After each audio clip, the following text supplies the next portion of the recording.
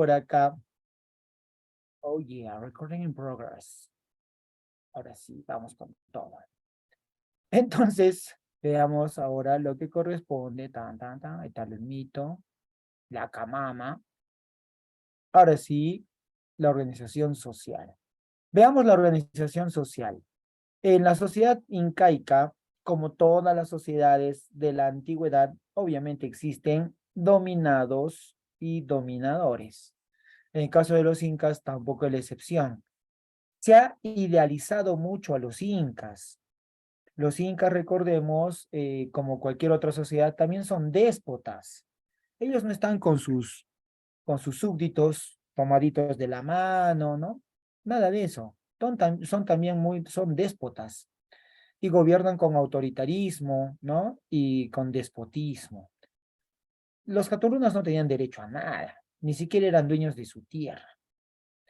Entonces, tenemos tres sectores de la sociedad. La panaca real o la realeza, que ya vamos a ver ahorita de qué se trata. También encontramos a la nobleza. Y la nobleza se subdivide en nobleza de sangre o cusqueña. Obviamente se refiere a los parientes del Inca, ¿no? Y o las expanacas gobernantes. Y se llama cusqueña porque viven en el Cusco, obviamente. Si vivieran en, no sé, en Arequipa, sería la nobleza arequipeña, ¿no? Los españoles le llamaron orejones, porque recuerda que se horadaban el lóbulo inferior de la oreja, se colocaban su aretito y como pesa, arete de oro, crecía la orejita, entonces por eso llamaron orejones. Obviamente ocupan cargos de confianza, cargos políticos, cargos militares. Por ejemplo, el Tucuiricuy es pariente del Inca, el Aposuyo es pariente del Inca, el Suyuyuj Apu o el Lapunchija es pariente del Inca, ¿no? Entonces ocupan cargos de confianza. Esas son la nobleza de sangre o cusqueña. Pero también encontramos la nobleza de privilegio. En este caso, privilegio es un honor. Cuando te dicen es un privilegio trabajar contigo, un honor. Entonces la nobleza honorífica o la nobleza de privilegio.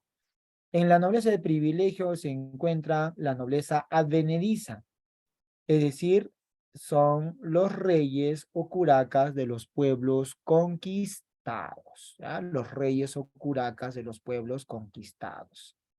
Obviamente se llama advenedizo porque no pertenecen a la nobleza de sangre cusqueña. Son la nobleza provinciana, la nobleza provinciana. ¿Listo? La nobleza de provincia. Entonces ahí tenemos a la nobleza de privilegio advenediza. Son los reyes de los pueblos conquistados. Y la otra nobleza es la nobleza recompensada. Como su nombre lo indica, es una recompensa, o sea, un premio. ¿Un premio a qué? Un premio a que has trabajado bien, has sido leal con el Inca. Y si te lo mereces, el Inca te puede hacer noble. Por lo tanto, el origen de estas personas no es noble. Obvio, ¿verdad? ¿Cuál es su origen? El pueblo, los runas. O sea, un comepapas, un campesino, puede llegar a ser noble si es que ha cumplido bien su trabajo, obviamente a favor del Estado incaico, un runa. Esos son la nobleza. ¿Ya? Ahorita vamos a ver la panaca real, no se preocupen, ahorita lo vamos a ver. Y como todos los nobles tienen privilegios, un privilegio es que tienen varias esposas, poligamia, ¿ya? Varias mujeres, 30 mujeres, las que desean. En cambio, los runas, la gente del pueblo, practican la monogamia, o sea, una sola esposa.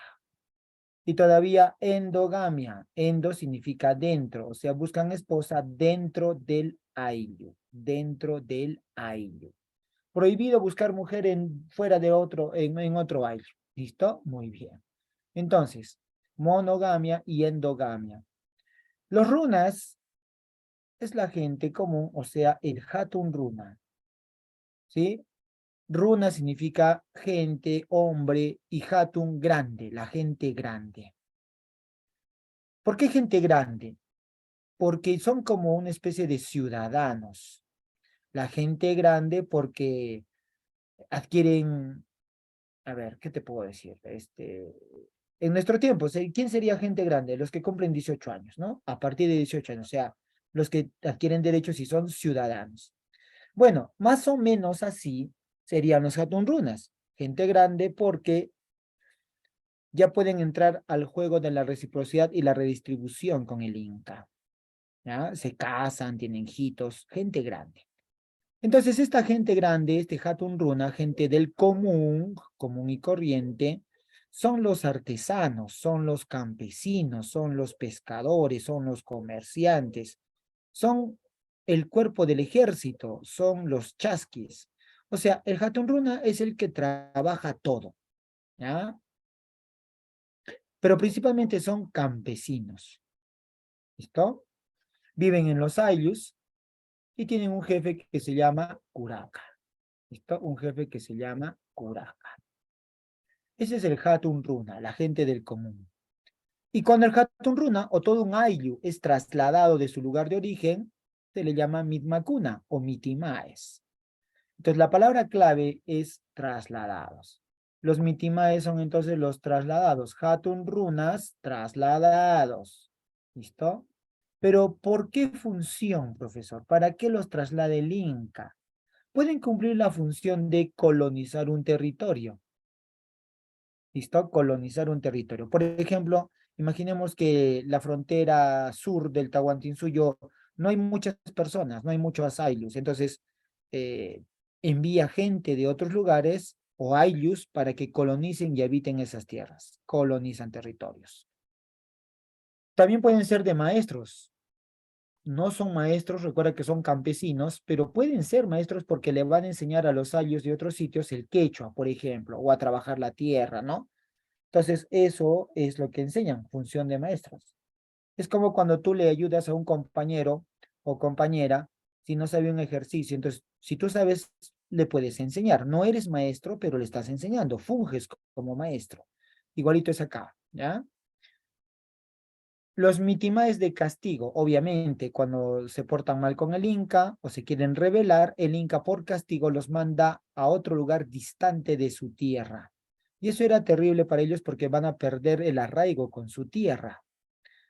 Pero también los Hatunrunas mitimaes, o sea, los trasladados, eh, también puede ser, por ejemplo, por una cuestión de cultivo, ¿sí? Cultivar algo. ¿Se acuerdan ustedes de los Tiahuanaco? ¿Cómo enviaban colonias? Pues bien, esos son mitimaes de cultivo, o sea, para acceder a un recurso que les falta en su territorio. Cultivar, ¿ya?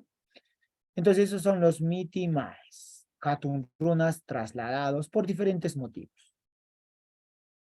Por otro lado, encontramos a los Yanacona, ¿ya? Los Yanaconas. Estos Yanaconas también son Hatunrunas, pero son los siervos perpetuos, siervos permanentes. Y como siervos no tienen ayllu. Es una forma de pagar tributo al Estado incaico. Recordemos. A ver, vamos a utilizar otro color. Acá. Tenemos este redondito que simboliza el ayllu. Ahí están las personitas, los hatunrunas. ¿Ya? Eso es un ayllu. Entonces, ¿qué pasa cuando el inca de la nobleza necesita, o cualquier pariente, necesita un sirviente que barra el palacio del inca, en fin? Entonces, el inca le pide a los ayllus: hey, señor, me tienen que pagar con gente. Mándame 3 personitas. 1, 2, 3. Los 3 se van del ayllu a trabajar con el Estado. Nunca más regresan. Nunca más regresan a su tierra. ¿Listo? Nunca más regresan. Ya no tienen ayllu. Chau papá, chau mamá, no tienen ayllu. Se van con el Inca. Entonces, es una forma de tributar al Estado. Estás pagando tributos con gente. Estás regalando a tus muchachones al Inca.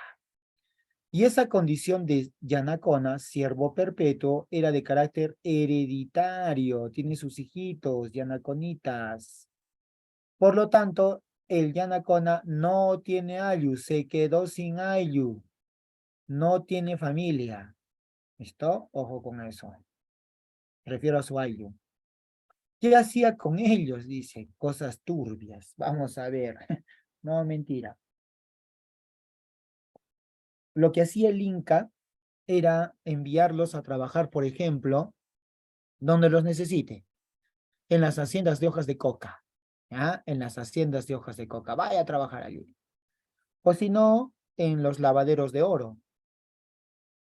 O tal vez falta yanaconas en un templo, ¿ya? En un templo. O tal vez falta yanaconas en el palacio de algún inca. Entonces, donde el inca los desee colocar, ¿ya? Son siervos del Estado, ¿listo? Sirvientes perpetuos. Por lo tanto, repito, no tienen ayo, tampoco tienen curaca. Triste su vida. Dependen del Estado incaico, ¿ya? Sirvientes eternos, exacto. Esos son los jatunrunas y anaconas. ¿Listo? Ok. Y algunos creen que existían los piñas o pinacunas. Los piñas serían los prisioneros de guerra creados por Huayna Cápac. Recuerden ustedes que en el gobierno de Huayna Cápac había muchas rebeliones al interior del imperio. Huayna Cápac tuvo que sofocar esas rebeliones, ¿ya? Tuvo que sofocar esas rebeliones. Y algunos creen que tendrían el trato de esclavos. Otros dicen que no. En fin, hay toda una polémica al respecto. Lo cierto es que los piñacunas son prisioneros de guerra y que Huayna Cápac les perdona la vida y los manda sobre todo a trabajar en las haciendas de hojas de coca o en los lavaderos de oro de la selva. Entonces era triste su destino, piñas. Están piñas, muy bien. Entonces tenés ahí, Hatun Runas es cualquier persona común y corriente que tiene ayllu, ¿ya? Ahora, el Hatun Runa que es trasladado se llama Mitimae o ayllus completos. El Hatun Runa Yanacona es un siervo perpetuo, ¿ya? Todos son Hatun Runas, gente del pueblo. Bien, ahora nos falta ver la nobleza, la panaca real. La panaca real se puede decir que es el ayllu de los incas, ¿no? La familia del inca. La familia del inca. Cuando el inca se casa, puede tener varias esposas, pero su esposa principal tiene que ser su hermana. Algunos mencionan que esto debería ser desde la época de Pachacútec. ¿Ah? Entonces tenemos acá el sol, que es el inca, el hijo del sol, el Inti Churin, representa el sol. Y tenemos por otro lado la luna. Y allí la luna es, la hija de la luna es la Colla. El Inca y la Colla. Así como en el cielo, en el firmamento, el sol y la luna son hermanos y esposos, ¿sí? Entonces, en la tierra tiene que pasar exactamente lo mismo. El Inca tiene que casarse con su hermana, la hija de la luna. Entonces, la Colla es la esposa oficial, la Piwiwarmi o la hija de la luna, Colla. Después puede tener las mujeres que quiera. ¿Listo? No hay problema. Primero la Colla, su hermana real, o una pariente suya, una prima, por ejemplo. Tiene que ser alguien de su sangre, de su linaje. Luego, el Inca tiene varias mujeres. Eso se llama la poligamia. Se llama piwi a las esposas secundarias o las esposas que vienen de otros pueblos. Recuerda que este circulito es el Cusco.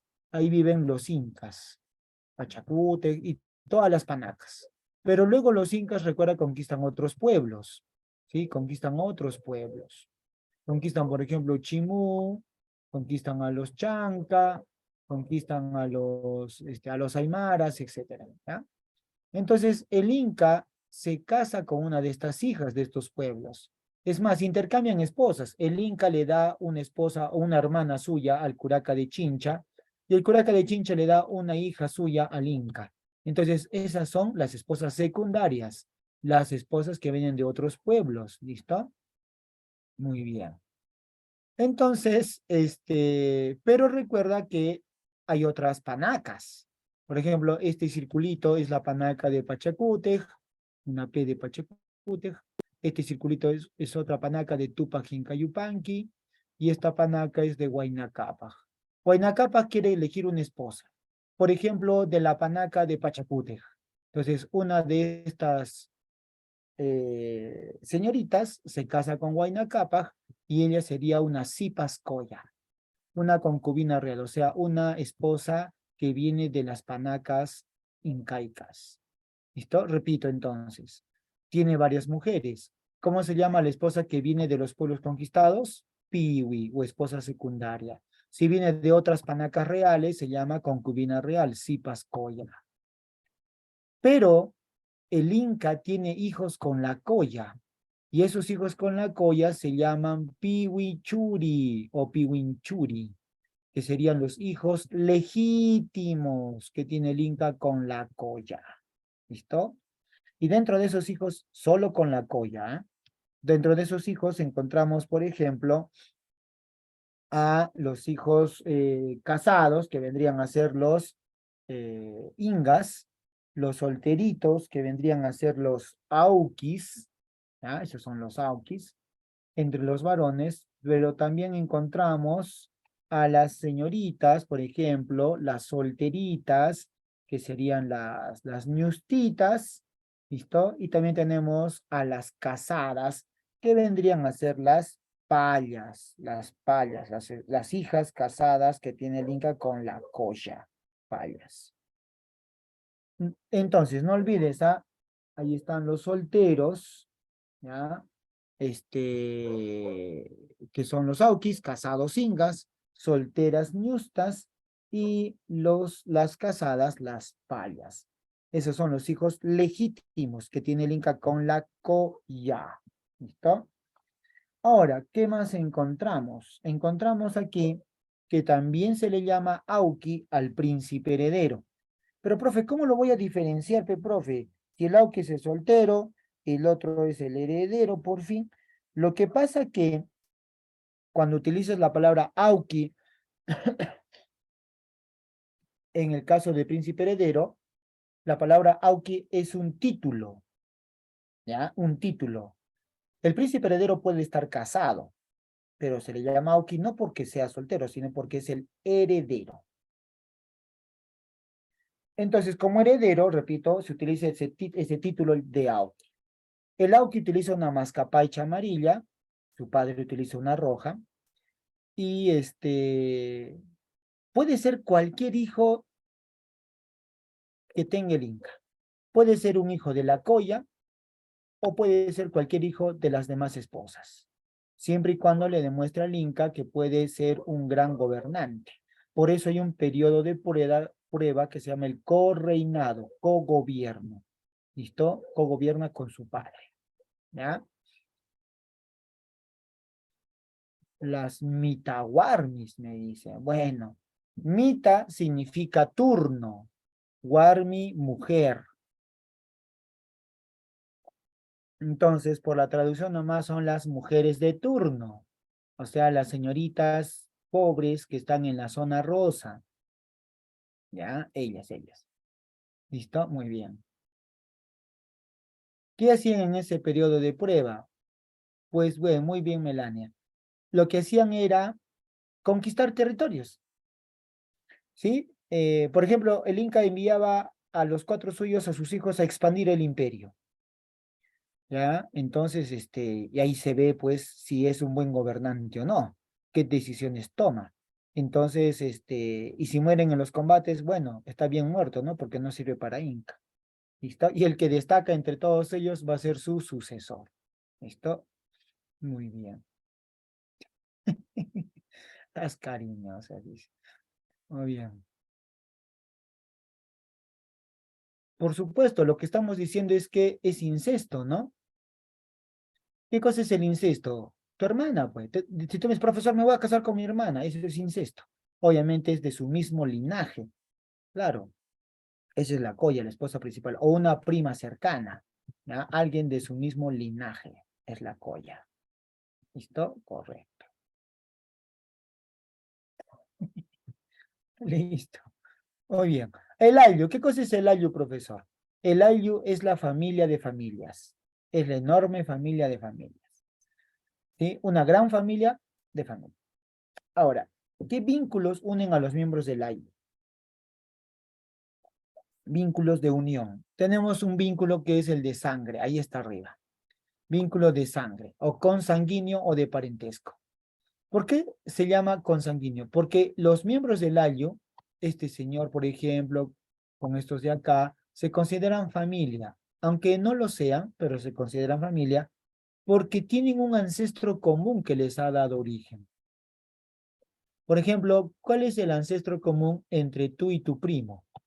¿Sí? Aquí estás tú, aquí está tu primo. ¿Quién es el ancestro común? No puede ser tu Mi abuelo, papá. ¿Quién? mi abuelo.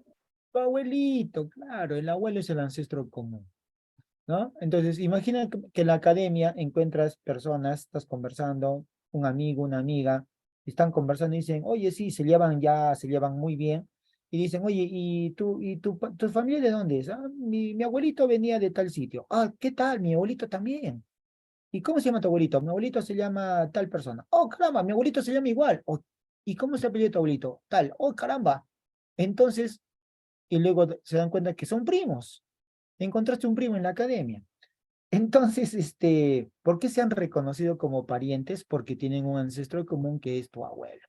En este caso, se reconocen como ancestro porque descienden de un tronco común, todos ellos. Otro vínculo es el económico, ¿ya? El vínculo económico o de trabajo. Por este vínculo, los miembros del ayllu se consideran, se ayudan entre ellos, trabajan las tierras del Inca, las tierras del Sol, sus tierras, bueno, aunque no son suyas, porque el Inca se las presta, ¿ya? No son suyos, no hay propiedad privada para ellos, pero el Inca sí es dueño de todo, ¿ya? El Inca sí es dueño de todo. Bueno, eh, y trabajan las tierras del Inca del Sol y las tierras que se les da. Se le llama marca a la totalidad de tierras cultivadas del ayllu. Marca, repito, es la totalidad de tierras cultivadas del ayllu. Incluye las tierras del Inca y del Sol. Otra cuestión, la tierra tiene dos valores, un valor económico y un valor sagrado. Económico, ¿por qué? Porque la tierra nos da sus productos. Y sagrado, ¿por qué? Porque nos recibe, es nuestra última morada, ¿no? La tumba. Y además es la madre tierra, la Pachamama. Entonces tiene un valor sagrado. Ojo entonces, ¿ah? Valor económico y valor sagrado.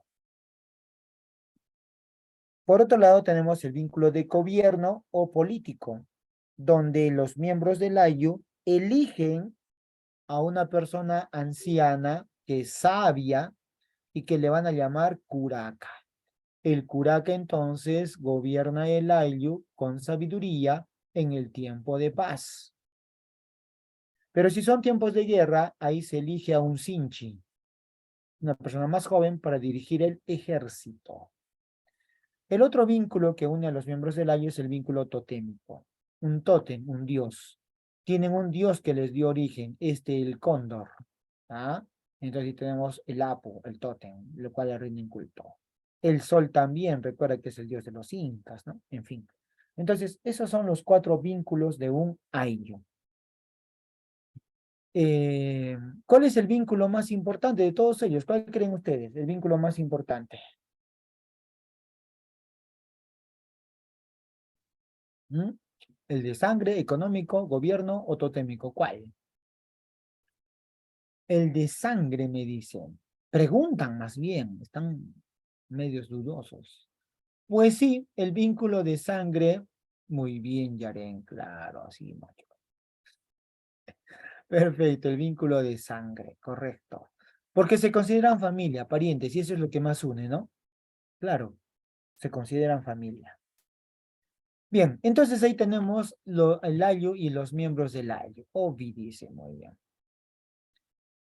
¿Por qué hay tantas personas con el apellido Quispe? Bueno, porque es su apellido, Pechochera, por eso, o sea, tienen muchos descendientes. Y no solamente Quispe, hay un montón de apellidos. Bien, la dualidad andina es un principio de organización. Recuerda, principio, ¿ah? Una norma de organización social y territorial. El espacio se divide en dos, como esta figura de acá, ¿sí? El centro, aquí está la mitad, ¿sí? Se divide en dos. Surge de la idea de los opuestos complementarios, ¿sí? Si existe lo negro, su complemento y opuesto es lo blanco, ¿sí? Tenemos el bien, el mal, el día, la noche, el sol, la luna, masculino, femenino, arriba, abajo, etcétera. Bajo ese principio, entonces, que lo encontramos en la misma naturaleza, un territorio se puede dividir en dos partes. El Cusco, ¿sí? El Cusco, por ejemplo, o un ayllu, ¿no? La parte derecha, la parte izquierda, o el Cusco se divide en dos partes, Hanan y Urin, ¿no? Entonces, es así. Se divide porque, repito, así van a organizarse, debido a la idea de opuestos complementarios, ¿ya? Lo político ya lo vimos la vez anterior. Vamos a pasarlo. Ahí está. En lo económico, organización económica incaica. En economía incaica hay que decir lo siguiente. La economía, o mejor dicho, ni siquiera incaica, preincaica. Esto viene desde cuando el hombre llega a estas tierras, ¿ya? Esto no es un invento incaico, esto es preincaico. Principios. ¿Qué significa la palabra principios? ¿Quién me dice? ¿Qué son principios? Varios inicios, no me vas a decir, ¿no?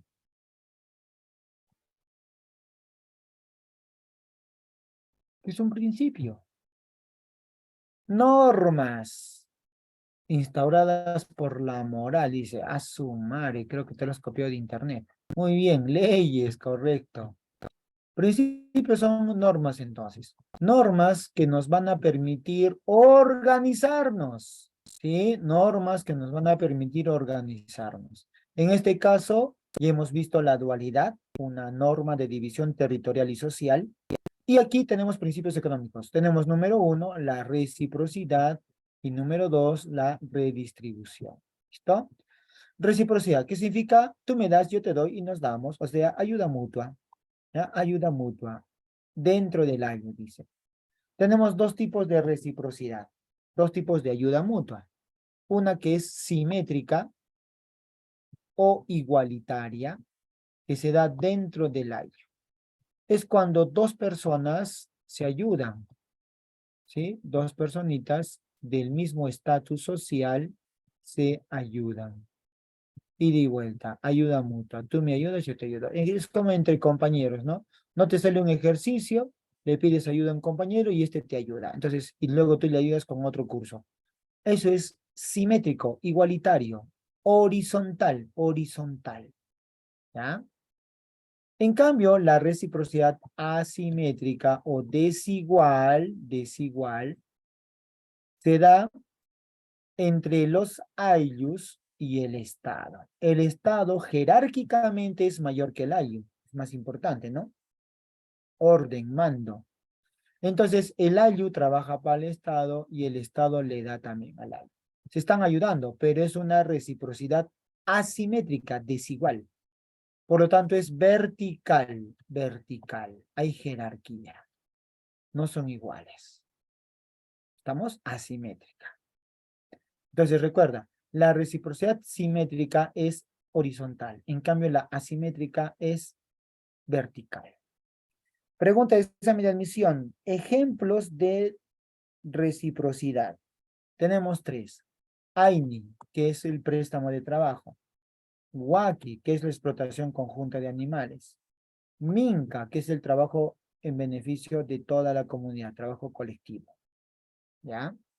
Ejemplos de reciprocidad. Y obviamente, para que exista reciprocidad, un territorio tiene que estar dividido en dos, lógico. ¿Sí? Tiene que haber una parte Hanan, tiene que haber una parte Urin.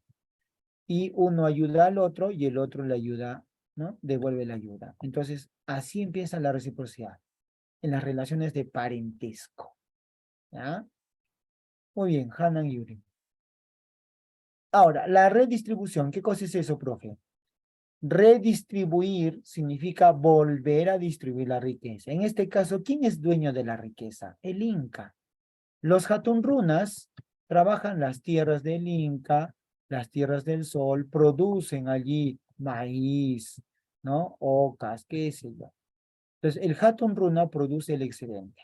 Y esto que sobra, el excedente, lo almacenan en las colcas. La colca son los depósitos del Inca, es decir, los depósitos del Estado. Entonces, eso es del Inca, del Estado. Pero ¿qué pasa si un año hay sequía, no se produce mucho, por lo tanto van a pasar hambre? Entonces el Inca ordena abrir las colcas y lo redistribuye entre los Hatunrunas. Eso es la redistribución. Si tú te das cuenta, en realidad la redistribución es una reciprocidad asimétrica, ¿sí o no? Es la relación entre el Estado y el ayllu. ¿Sí? Eso es la redistribución, una reciprocidad asimétrica. Y redistribuye tierras, redistribuye alimentos. Por ejemplo, a un varón le puede dar un topo, a una mujer medio topo, siempre y cuando estén casados. ¿Ya? Casados. Muy bien, hasta aquí alguna pregunta sobre la economía o los principios.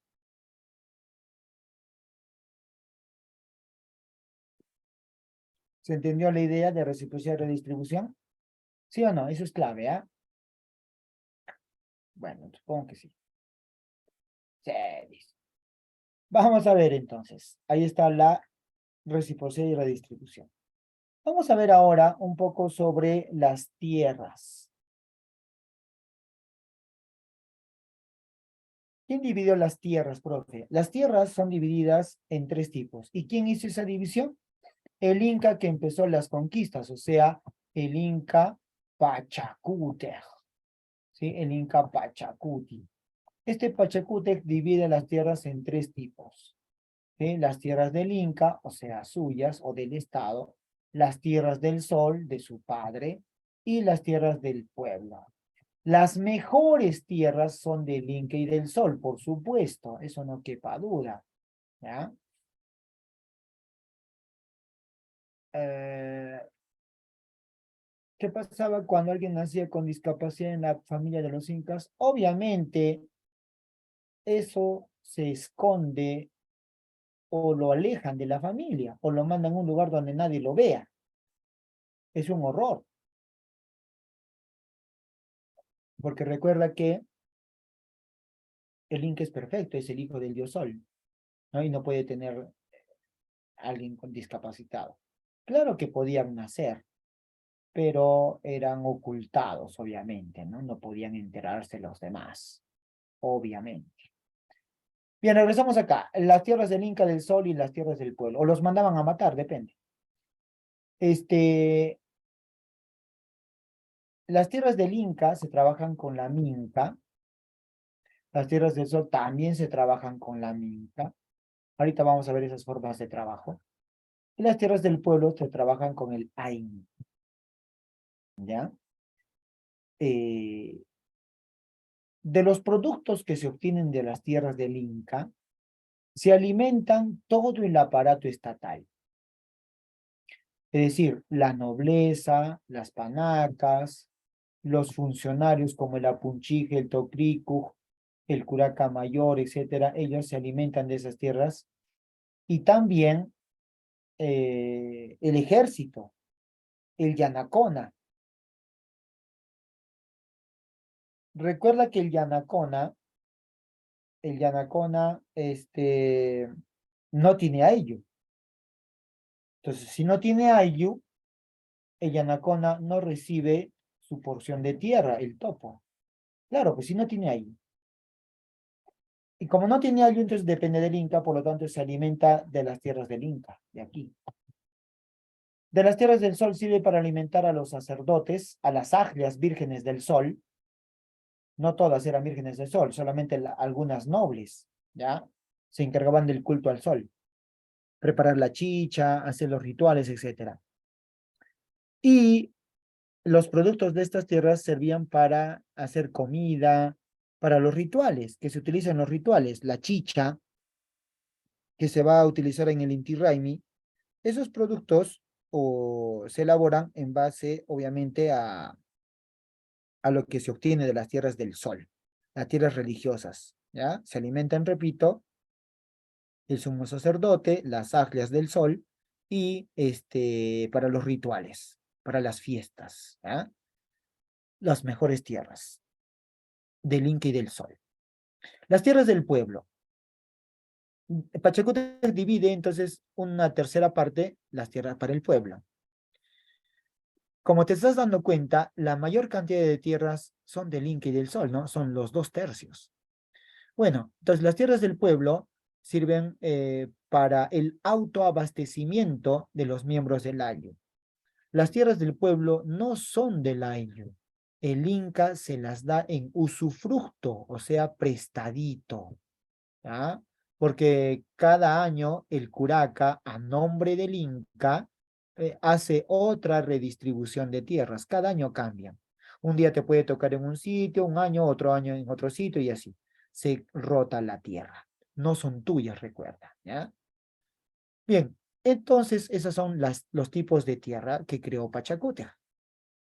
Las formas de trabajo. Las formas de trabajo son tres principalmente, ¿no? Aquí hemos puesto cuatro, la chunca, pero bueno, es lo de menos. ¿Ya? Me interesan las tres primeras, solamente hasta acá. Listo.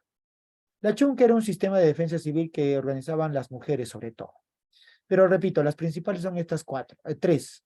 El AINI, que es un sistema de trabajo dentro del AYU, se trata de solicitar la ayuda para hacer, por ejemplo, tu casa. Para hacer tu casa necesitamos adobes y te tienen que ayudar, ¿ya? Entonces tú solicitas la ayuda. Oye, primo, este domingo voy a hacer mis adobes, ayúdame. Ya, primo, voy. Y así solicitas la ayuda. Llega el domingo y te ayudan. ¿Y quién se beneficia? Pues tú, pues, ¿no? Obviamente, porque van a ser tu casa, tu chacra, todo lo que te beneficia para ti. Luego tu primo te pide ayuda a ti. Oye, primo, este domingo voy a hacer mi chakra, ¿me ayudas? Ya, y vas y le ayudas. No es obligatorio. Si quieres, no vas. Pero si no vas, se rompe la reciprocidad y no conviene en realidad, ¿no? Entonces, así funciona el AIN. La minca es un trabajo colectivo en beneficio de toda la comunidad. Se puede hacer puentes como esta de acá, ¿sí? Los puentes colgantes. Eso beneficia no solamente a una persona, sino a todos los miembros de la comunidad. Y eso se hace en faena, minca. En tu colegio seguramente decían, este domingo, gran faena, que tu papá venga a trabajar. Y tu papá, sao, chamare, tengo que ir si no me sacan multa. Entonces, la minca o la faena. Era obligatorio, un trabajo en beneficio de toda la comunidad. Actualmente ya no se hace, sobre todo para el turismo, los puentes colgantes, ¿no? Sí, en algunos casos todavía existen puentes colgantes, muy pocos casos. Pero también no olvidemos que con la minca se trabaja las tierras del Inca y las tierras del Sol, ¿ya? Pero profesor, si trabajo las tierras del Inca y del Sol, ¿eso no es la mitad? Porque se beneficia el Estado, pe profe.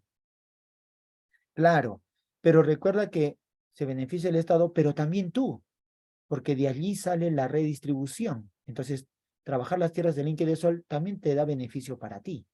Entonces, por eso se llama minca, se trabaja con la minca. ¿Ah? Y era una gran fiesta, el Inca le ponía chicha, le ponía comida, le ponía música, se emborrachaban una semana. La mita, trabajo obligatorio, sí o sí, ¿a favor de quién? Del Estado. ¿Sí? A favor de... Mita significa turno. Y si es turno, tiempo. ¿Cuánto tiempo? 3 meses. 3 mesecitos. ¿Ya? Se construyen palacios, se hace el sistema del ejército, se hace el sistema de chasquis. Todo eso se hace con la mitad. El Palacio del Coricancha, por ejemplo.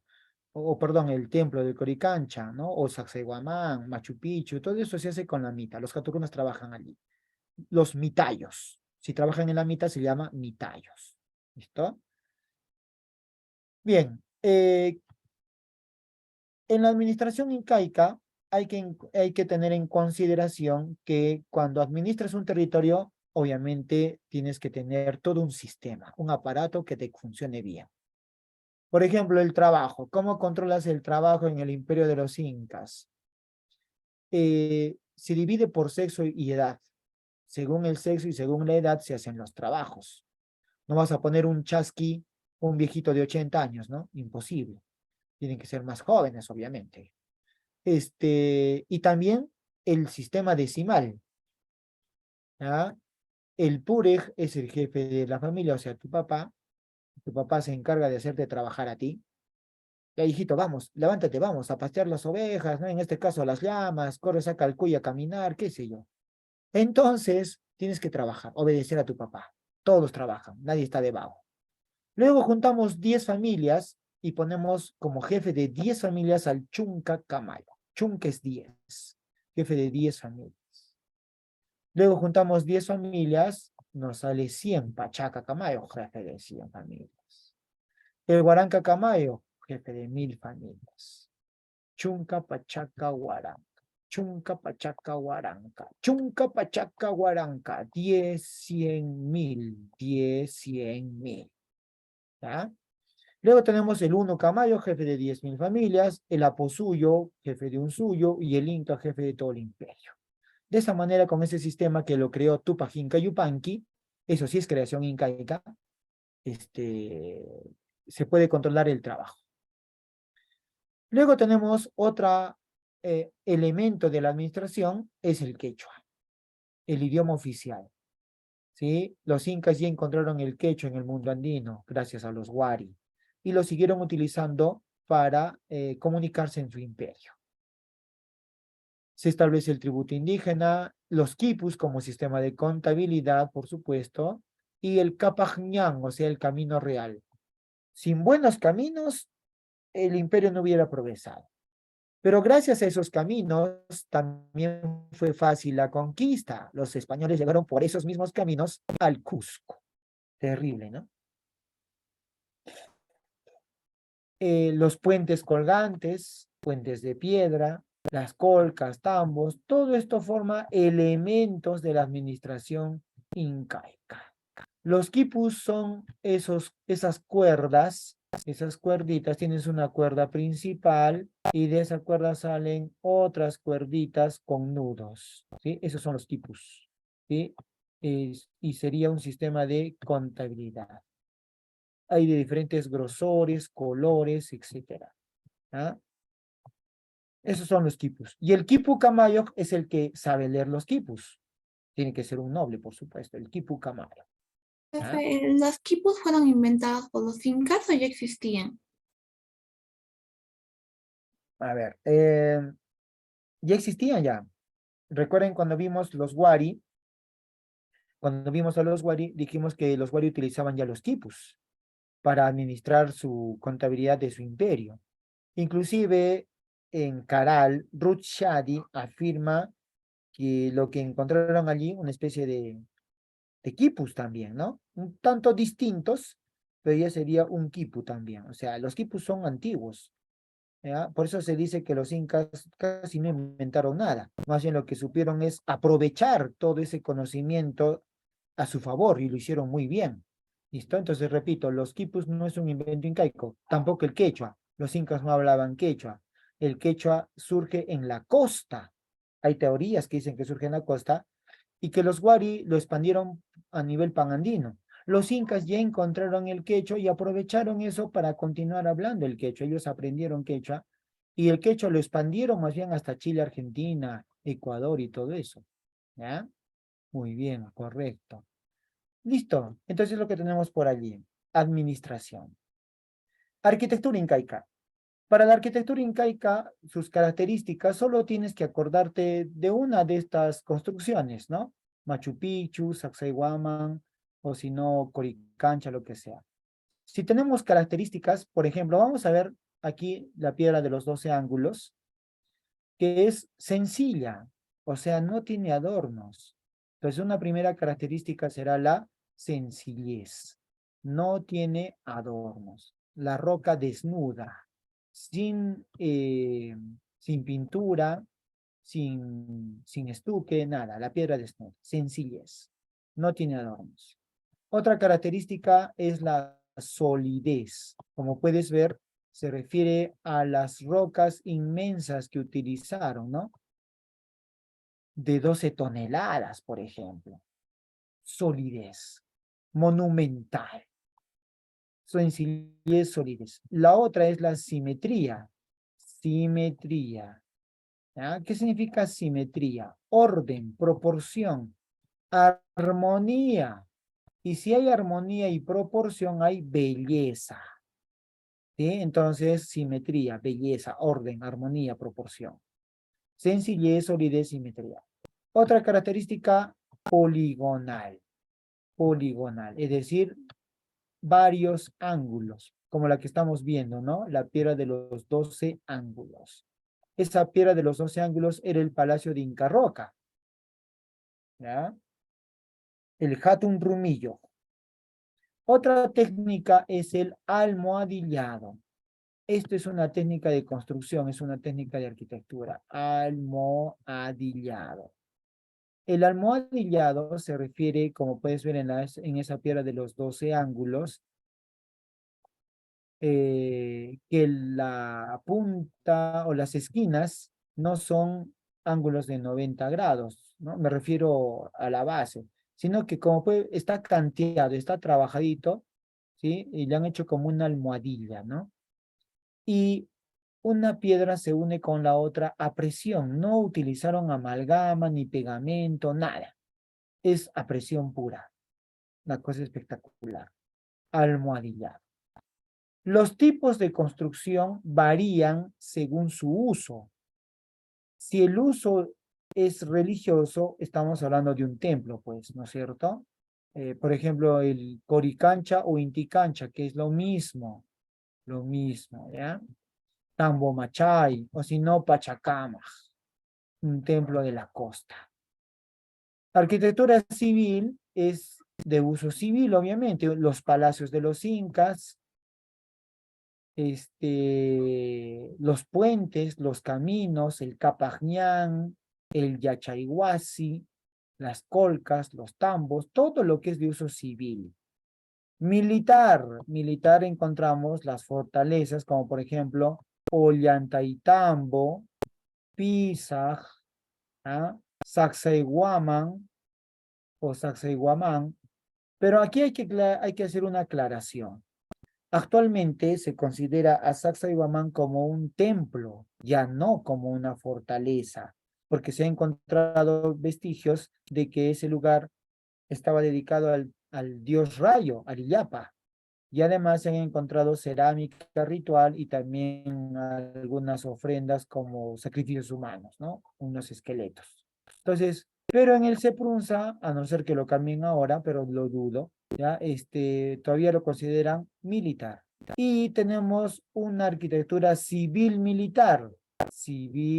militar, donde encontramos a Machu Picchu, ¿sí? Civil militar. Eh, Machu Picchu sería civil militar, estamos hablando de Seprunza, ¿ya? Civil militar. Eh, Mandada a construir por Pachacútec, supuestamente descubierta por Agustín Lizárraga en 1902 y dada a conocer al mundo por Hiram Bingham en 1911. ¿Ah? 1911. A partir de ese año, Machu Picchu es conocido a nivel mundial. Bien, entonces esas son las características de la arquitectura. En cuanto a su educación, solamente se educan los hijos de los nobles en el Yachayhuasi, los nobles incas y también de las provincias. ¿Ya? Ahí les enseñan historia incaica, obviamente hablan de las conquistas de sus incas. También tenemos por allí que se educan solamente los hijos de los nobles, vuelvo a repetir. El Ajiahuasi no es un colegio, recuerda que es un centro de producción textil, pero si te preguntan cómo se llaman las escuelas de las mujeres, bueno, ya, ponle Ajiahuasi, pues. pero en realidad no era una escuela. Era un lugar donde se preparan a las mujeres, como vemos en la imagen, a tejer, tejer, tejer y tejer, desde que son elegidas a los 8 años hasta que se mueren, ¿ya? La cerámica principalmente era utilitaria, principalmente es utilitaria, ¿ya? Utilizan el quero, utilizan los urpos, que son estos de acá, estas vasijas enormes con cuello delgado, boca abocinada, cuerpo globular y base cónica. Ahí está la base cónica. Tienes que abrir un agujerito en la tierra para poder plantarlo. Hay urpus enormes, de 1,50 m, 1,70 m, ¿ya? Esos son los urpus o aríbalos. ¿Listo? Entonces, la diapositiva anterior. Sí he mandado ya la diapositiva, así que, bueno, pero igual. Entonces, ahí tenemos ya la educación incaica, como te repito. Ahora sí, cambiamos. Y en cerámica tienes el quero. Los queros incas son de madera, pero también hay de arcilla. Si es de madera, obviamente no es cerámica. Obviamente. ¿Ya? Será xilografía, no cerámica. También tenemos unos platitos como este de acá, para que pongan hojas de coca secas y las puedan quemar probablemente. Y tienen la cabecita de un ave, ¿no? Un ser zoomorfo ahí. Luego tenemos su textilería. La textilería fina se llama cumbi o cumpi, esa es la textilería fina, ¿ya? Y la del pueblo, abasta, tejido común. Bueno, eso no les preguntan, así que sigamos. En su religión tenemos que son politeístas, ¿ya? ¿Ya? Tenemos entonces, es heliocéntrica porque tienen culto al sol, es heliocéntrica, ¿sí? Todos adoran al sol, todos. Panteísta, fuerzas de la naturaleza, todo es Dios, el rayo, la luna, el agua, etc. Idólatra porque tienen ídolos, como el ídolo de Pachacamac, por ejemplo, en la costa.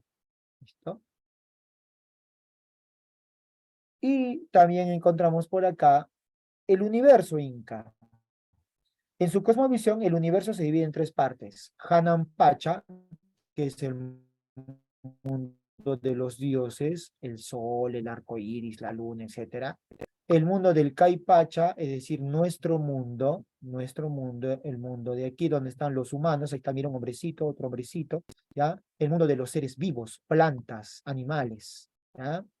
En cambio, el Ucupacha es el mundo de los muertos, el mundo de abajo, la semilla, la fertilidad. ¿Listo? Los muertos, ahí están los muertos, enterrados. ¿Listo? Pero estos mundos no están separados, sino unidos. ¿Quién une el Hanan Pacha con nuestro mundo, el Caipacha? El Inca vivo, ahí está el Inca. El Inca es un dios, es un semidios o dios como quieras, ¿ya? Que une la decisión de los dioses con nosotros. ¿Listo? El Inca vivo, ¿ya? Relación con la brujería, con la brujería. Obviamente practican el chamanismo, ¿no? Ellos hacen pago a la tierra, si a eso le llamamos brujería, bueno. El Caipacha con el Ucupacha se une también con el Inca, pero cuando está muerto. Lo momifican. Recuerda que el Inca no lo entierran, lo convierten en una momia y le llaman Illapa Inca, el rayo Inca. Une nuestro mundo con el mundo de abajo. ¿Listo? Leer la coca, eso no es brujería, ¿no? Leer la coca es como leerte las cartas, eso no es brujería. Bueno, sigamos. El capacocha es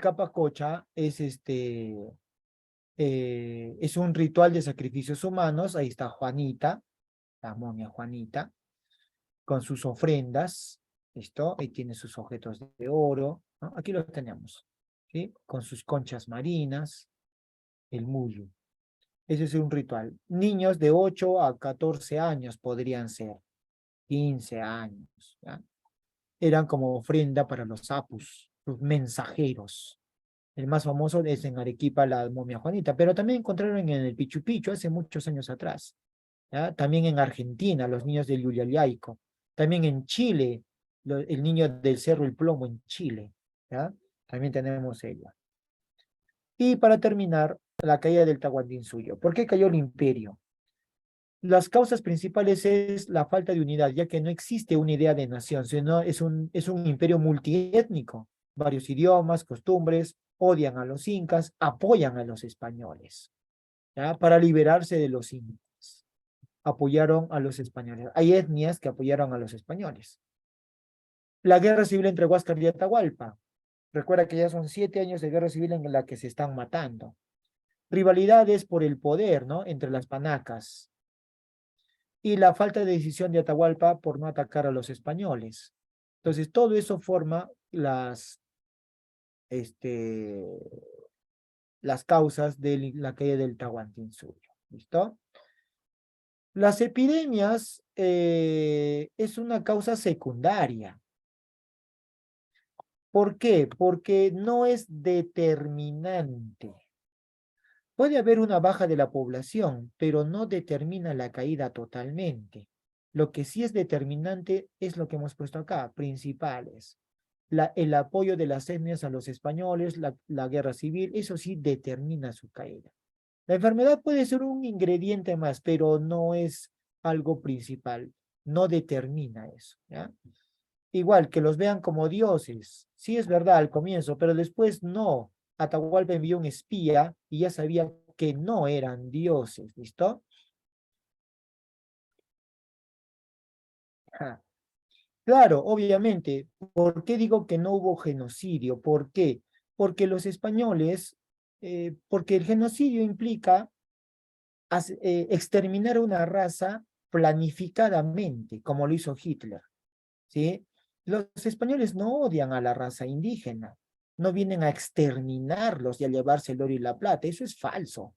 Porque te imaginas a Hitler casándose con una judía, imposible, imposible. Entonces, los españoles se cruzaron con nuestras mujeres, más bien. ¿Listo? Claro que existía corrupción e inmoralidad. Incaurco, no les he contado que Incaurco era borracho, tenía hijos por aquí, por allá. Era una desgracia de Inca. No les he contado que Tarco Guamán lo asesinaron, Capac Yupanqui lo mató para llegar al poder. No les he contado que la esposa de Capac Yupanqui le sacó la vuelta con Inca Roca y su esposa lo mataron a Capac Yupanqui para llegar al poder. ¿Cómo se llama eso? Ujú. No les he contado que cuando Huayna Cápac murió en Tumibamba, su mujer, la Coya, llegó al Cusco, anunció a las panacas que murió el Inca y que tenían que elegir a Huáscar a cambio de tierras. ¿Eso es corrupción o no es corrupción? Todo eso es corrupción. Además, los incas son mortales como tú y como yo, odian y también matan, tienen conspiraciones. Entonces, no podemos decir que los incas no eran mentirosos, no eran engañadores. Obviamente, claro que sí, es un ser humano como nosotros. ¿Listo?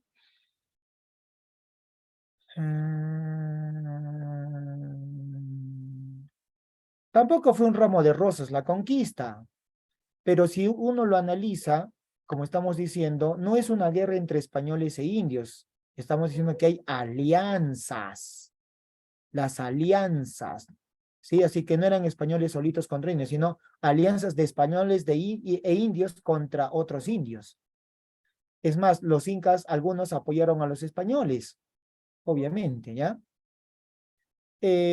Primero deben decirme qué cosa es genocidio, y de acuerdo al concepto que ustedes tengan de genocidio, podemos hablar. ¿Qué es genocidio primero? ¿Listo? Muy bien, chicos, los dejo. Cuídense mucho, entonces, hasta la próxima clase. ¿Ya? Ok. Sí, si quieren debatimos, no hay problema. ¿Qué es genocidio? Primero busquen el concepto de genocidio y eso aplíquenlo a los españoles si va o no va. ¿Qué es genocidio?